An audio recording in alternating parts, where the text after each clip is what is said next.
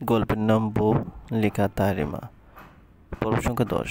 মেঘ অফিসে চলে যায়। মেঘ মেঘটাকে পড়িয়ে মেঘতার শাশুড়ির কাছে যায়। মেঘের মা সোফায় বসেছিল। মেঘ পাশে বসে গল্প করে, আর মেঘতা এদিক সেদিক হেঁটে নিজে নিজে খেলা করে।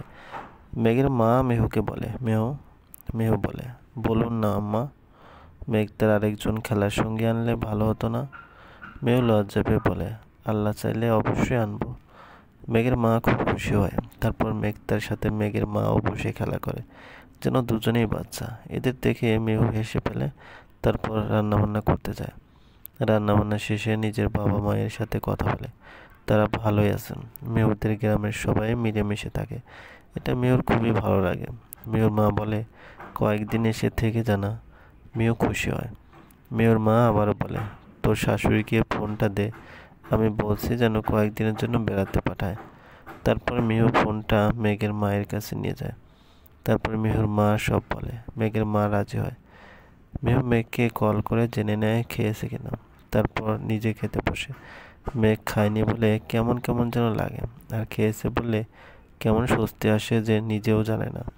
এটা যেন অন্যরকম টান। মেহু সহ মেঘের বাবা মা মেঘটা সবাই খেয়ে নেয়।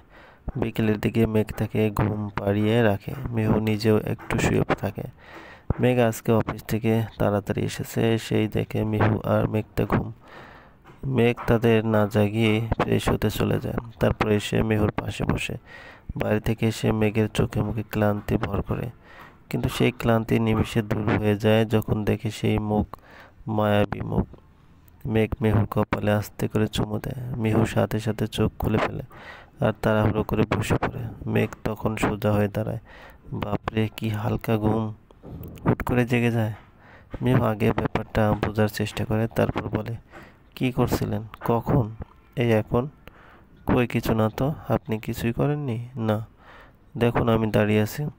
মেহু জানে মেঘের সাথে কোথায় পারা যাবে না, তাই মেহু চুপ করে থাকলো। মেঘ হাসে, বাচ্চাদের মতো করে মেয়েটা, অথচ সে মেয়ে বাচ্চা সামলিয়ে রাখে। মিহু বলে, কি ভাবছেন? মেঘ ভ্রু কুঁচকে বলে, ভাবছি আর কি, আমার বউকে নিয়ে। কি ভাবেন? তাকে কিভাবে ভালোবাসা যায় সেটা। কীরকম? মেঘ তখন দরজার দিকে তাকিয়ে বলে, এখনই দেখাতে হবে? মেঘ কিছুক্ষণ ভেবে বলে, না। মেঘ হাসে। মেঘ তখন বলে, আপনি যেমন সুন্দর, আপনার হাসিও অনেক সুন্দর। মেঘ তখন অবাকের সুরে বলে, অবাকভাবে পরও যাওনি তো? তা তো কি, আমি আপনার বউ, 101বার প্রেমে পড়বো, কিন্তু অন্য মেয়েরা পড়লে সমস্যা। এতে সুন্দর হাসি, না জানি মেয়েরা প্রেমে পড়ে কিনা। তার মানে আমার বউটা আমাকে ভালোবাসে, হিংসে করছে?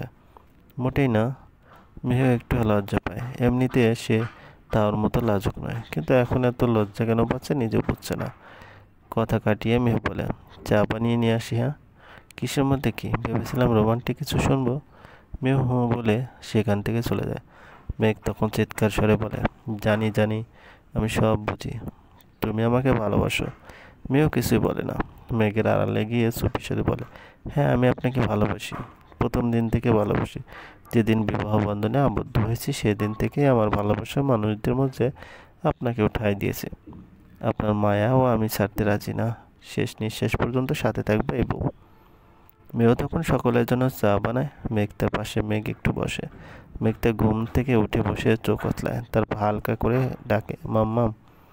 মেঘ ভ্রু কুঁচকে তাকায়। মেঘটা আবারও বলে, মাম্মাম। এটা মেঘটার অভ্যাস, ঘুম থেকে উঠে মাম্মাম মাম্মাম করে ডাকে। মেঘ তখন বলে ওঠে, বাবাইকে কি চোখে পড়ছে না? মেঘটা তখন বলে, বাবাই কোলে করে নিয়ে যাও তো। মেঘ কোলে করে দাঁড়িয়ে পড়ে, চলো এবার। মেঘ তাকে কোলে নিয়ে মেঘ বের হয়। তারপর টেবিল গিয়ে দুজনে বসে। মেহু চা নিয়ে আসে। মাম্মাম। মেহু তাকায়, আমি আজকেও দাদাইয়ের সাথে ঘুরতে যাব। না, আজকে নয়। মেঘটা মন খারাপ করে, বাইরে শীত পড়েছে ভীষণ, তোমার ঠান্ডা লাগবে। মেঘটা তখন মেঘের মায়ের কোলে বসে, তাহলে আজকে আমি দাদুর সাথে ঘুমাবো। মেয়ের এসব অদ্ভুত চাহিদা মেহু একদমই মানতে পারছেন না। না, তোমাকে ছাড়া আমার ঘুম আসে না। মেঘ তখন বলে, মেঘটা যখন চাইছে ঘুমাক আম্মুর সাথে। মেহু আর কিছুই বলে না। সবার চা খাওয়া শেষে আড্ডা দেয়। মেঘের বাবা একটু কাজে বাইরে ছিল। তারপর উনি ফিরে আসলেই মেহু ওনাকে চাও দেয়। মেঘের বাবা বলে, এই একটা মানুষের চা আমার খুব প্রিয়, সেটা শুধু আমার বৌমার চা। বাইরে এত চা পান করি কিছুতেই ভালো লাগে না। মেঘের মা বলে, তোমার বৌমা ভালোবাসার মায়া মিশিয়ে চা বানায়, তাই সকলের অতি প্রিয় মনে হয়। মেঘও হাসে, মেঘও কিছু না বলে হাসে। মেঘের বাবা মা মেঘটাকে নিয়ে গল্প করে। মেঘ রুমে যায়, অনেক কাপড় আছে এখনো গুছানো হয়নি। মেঘ কাপড়গুলো নিয়ে নিয়ে গুছানো শুরু করে। মেঘ এসে পাশে বসে। আচ্ছা বউ, মিহু ভ্রু নাচিয়ে বলে, এখানে মেঘটা নেই, মিহুও ডাকতে পারেন। বউ ডাকলে কি কষ্ট হয়? তা হবে কেন? আমার মনে হয় আপনি মেঘটার ভয় ডাকেন তাই। না তো, আমি ভালোবেসেই এই নামে ডাকি। আচ্ছা বলছি, একটু জড়িয়ে ধরি। এমনভাবে বলছেন যেন আমার কথা অক্ষরে অক্ষরে শুনে কাজ সব করেন। মেঘ আর কিছু বলে না। আমি কাজ করছি, জড়িয়ে ধরা যাবে না। মেঘ বলে, তাহলে কাজ শেষে? হ্যাঁ, পারলে আলমারিতেও সাজিয়ে রেখে সে থাকি। এত কথা কেন বলো? মিহু মুচকি হাসে। মেঘ কি চায় মিহু জানে, তারপরও এসব বলতে তার বেশ ভালো লাগে। রাতের রান্নাবান্না মেঘের মা করে, মিহুও পাশে দাঁড়িয়ে সাহায্য করে। তারপর খাবার টেবিলে রেখে মিহু সবাইকে ডেকে আনে। মেঘটাকে মিহু পাশে বসিয়ে খাওয়াচ্ছিল। এতদিনে মেঘটা খিচুড়ি খেতে এখন সাদা ভাত আর মাংস খায়। তবে ঝোল দিয়ে মেঘটা খেতে পারে না।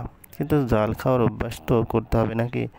এক লোকমা ভাত খাইয়ে দিতে মেঘটার জিহ্বায় ঝাল লেগে যায়, চোখ ছলছল করে ওঠে। মিহু পানি পান করিয়ে ভাতগুলো নিজের জন্য রেখে দেয়। অনেক মানুষ আছে বাচ্চারা না খেলে ভাত তরকারি সব ফেলে দেয়, অথচ অপচয় গাইতে আল্লাহ পছন্দ করেন না। মিহু সেই দলে নিজের নাম লেখাতে পছন্দ করেন না। মেয়ে মেঘতার জন্য আবার সাদা ভাত নিয়ে খাইয়ে দেয়। তারপর মেঘতাকে মেঘের মায়ের রুমে দিয়ে আসে। সবাই যে যার মতো খেয়ে উঠে যায়। মেঘতাকে ঘুম পাড়িয়ে সে নিজের রুমে যায়। মেহু শুয়ে পড়লে মেঘ ফিসফিস করে বলে, ভালোবাসি। মেহু হেসে বলে, ভালোবাসবেন এই তো। মেহুকে মেঘ গ্রামের বাড়িতে দিয়ে আসে। কিছুদিন ওখানেই থাকবে। মেঘের অফিস আছে, সে থাকবে না। দুপুরে খাবার খেয়ে মেঘ চলে আসে। মেয়েও খুব খুশি, অনেক দিন পর বাবা মাকে একসাথে পেয়ে। গ্রামের সবাই মেহু এসেছে সেটা শুনে দেখা করতে আসে। কেউ কেউ মেহুর পছন্দের খাবারও নিয়ে আসে, কেউ কেউ ভর্তা নিয়ে আসে। গ্রামের মানুষেরা বিলের মধ্যে প্রায় মিষ্টি কুমড়া করেছে, মেহুর খুব প্রিয়। সবগুলো প্রতিবেশীদের মেহু আসবে শুনছে, তাই প্রতিবেশী কেউ কেউ মিষ্টি কুমড়া ও এনে দিয়ে গেছে। মেঘটাকেও সবাই আদর করে। মেয়েও খেয়াল করে তাদের উঠানে বিভিন্ন শাক সবজি হয়ে উঠছে, আর কাঁচামরিচ গাছে সবুজ কাঁচামরিচ। মাকে ডেকে বলে, আমার কাঁচামরিচ দিয়ে খুব শাক ভাজি খেতে মন চায়। মেহুর মা এতে সায় দেয়। মেহু তখন বলে, সে আগের মতো আমি শাক তুলব। মেহু শাক তুলে আর মেঘটা পাশে দাঁড়িয়ে থাকে আর এটা সেটা জিজ্ঞেস করে। প্রশ্নের উত্তর দিতে দিতে হয়রান হয়ে মেহু বলে, এবার থামো, এত কথা কেমনে বলো? তখন মেহুর মা বলে, এবার তোর বকবক আমি কেমনে সহ্য করতাম? হ্যাঁ, মেঘটা যে তোর মতো হয়েছে একদম বেশ হয়েছে। মেহু হাসে, তারপর বলে, আপুর মতো হলে চুপচাপ হতো, তাই না আম্মু? মেহুর মা লম্বা নিঃশ্বাস ফেলে বলে, হ্যাঁ। তারপর দুজনেই চুপ। অনেকদিন পর গ্রামে এসে মেহুর খুব আনন্দ লাগছে, আর মেঘটা নানার সাথে সে আগের মতো গ্রাম ঘুরে বেড়ায়। একদিন কেটে গেলে মেঘ কল করে, বলুন, আমার কিছু ভালো লাগছে না, কেমন যেন ফাঁকা ফাঁকা লাগছে, চলে আসো না। মেহু চুপ করে থাকে, তারপর বলে, আচ্ছা কয়েকদিন থেকে চলে আসবো। মেঘ খুশি হয়ে বলে ওঠে, ভালোবাসি জানি, তুমিও ভালোবাসি বলো। মেয়েও চুপ করে থাকে। খুঁজে খুঁজে ভালোবাসা নিতে হয়, সবাই কপাল আফসোস করে লাভ নেই। মেঘের এমন কথায় মেহুর পেট ফেটে হাসি পায়। ভালোই লাগে এসব শুনতে। আরও একদিন কেটে গেলে মেঘের মা কল করে মন খারাপ নিয়ে বলে, মেঘটা ছাড়া ঘর শূন্য লাগছে, তারা যেন তাড়াতাড়ি চলে আসে। মেহু আসবে শুনে মেঘের মা খুব খুশি হয়। তারপর মেহু 3 দিন থেকে বাবাকে নিয়ে চলে আসে। মেহুর বাবা মেহুকে দিয়ে না থেকেই আবার গ্রামে চলে আসে। যেহেতু মেহুর মা ঘরে একা, তাই কিছুদিন পরেই মেহু জানতে পারে মেঘ তার খেলার সাথে আসতেছে। সবার খুশি দেখে মেঘের পাগলামির সীমা নেই। পাগলামি দেখতে দেখতে মেহু হাঁপিয়ে উঠছে। মেঘকে দেখে মনে হচ্ছে সে একমাত্র বাবা হচ্ছে জীবনে, আর কেউ হয়নি। অফিস থেকে এসে মেঘ ফ্রেশ হতে গেছে। নেট অন ছিল। একটা কল আসলো, নাম সেভ করা ছাড়া। মেহু পাশে ছিল, একবার তাকিয়ে দেখে কিছুক্ষণ পর আবারও কল আসলো। ও মেঘ বের হয় না। জরুরি ফোন ভেবে মেহু ফোন হাতে নেয়। তাই মেহু কলটা রিসিভ করে সালাম দেয় আর জিজ্ঞেস করে, কে বলছেন?